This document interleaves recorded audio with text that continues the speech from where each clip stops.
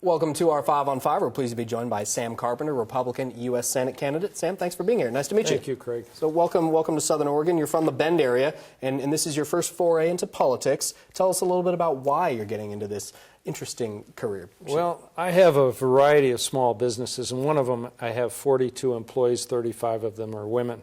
It's very, very difficult. It's very, very difficult in the job market right now. Oregon needs jobs. And with the various political vagaries that are coming up, it's more and more difficult for these ladies to make it. It's everything from inflation to, in a general sense, not being able to find jobs.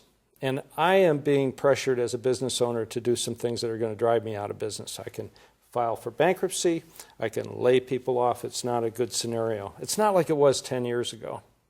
Okay, and I was looking at your website, at some of the issues you're talking about, forests, and obviously in Eastern or Central Oregon, really. But you're very familiar with the role of forests play in our economy as a state. Of course, and I came out here when I was 24 to work in forestry. I work for the Forest Service, and it's the Coast Range, it's the Cascades, it's the ranges over in the east, and they are burning up. 1 million acres burned up last year because they've been unmaintained since we had to leave the forest in the early 80s with the owl, basically, to summarize it.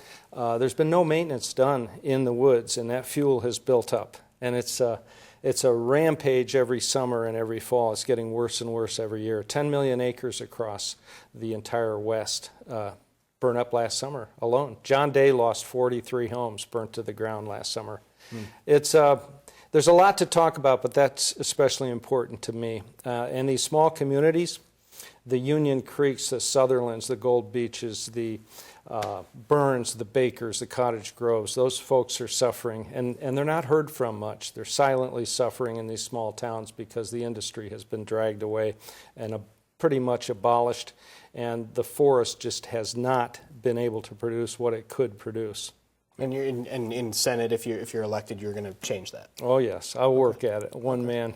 Okay, very good. We're going to take a quick break. Much more in a moment. Stay with us.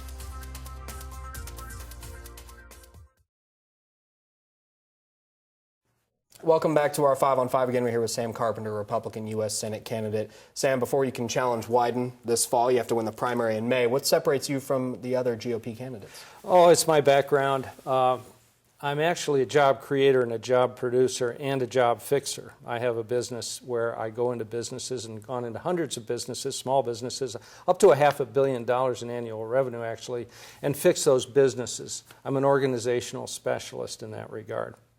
And I have a long, long history of working my way up from a working class background on through job after job after job, federal, state, union, non-union, on up, through a project engineer for an electric utility. I have a broad range of free enterprise experience, culminating in this book that I wrote about 8 years ago that's in its 3rd edition, and that's allowed me to spin off some businesses off that. I'm very good at getting in an organization and fixing things, and that's what we need back east, back in D.C., is somebody to go in there and just get it done. Okay, so of course it's Super Tuesday, big day politically across the country. Which GOP candidate are you supporting and why? You know, I'm not trying to spin off the question. Each candidate has some special qualities and some special detriments. But I will support the nominee, the Republican Party. Okay. All right. So what's been the biggest surprise for you on the campaign trail as you've begun this foray into politics? Well, the anger of the electorate, and that is at career politicians on both sides of the aisle, And it would explain Trump's success. It would explain a lot of things. People have had it generally with politicians who don't get things done. The conditions of our forest, our job situation, our border situation, 30 years these things have gone on, 30 years.